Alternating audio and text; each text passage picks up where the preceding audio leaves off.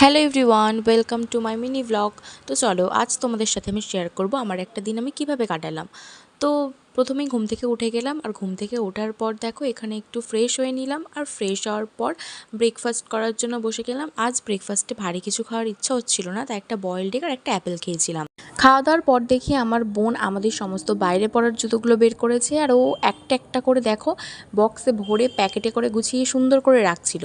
আর ও আমাকে বলছিল যে তোর জুতো এই প্যাকেটে রেখেছি, আমার জুতো এই প্যাকেটে রেখেছি, তো আমার সুবিধাই হলো।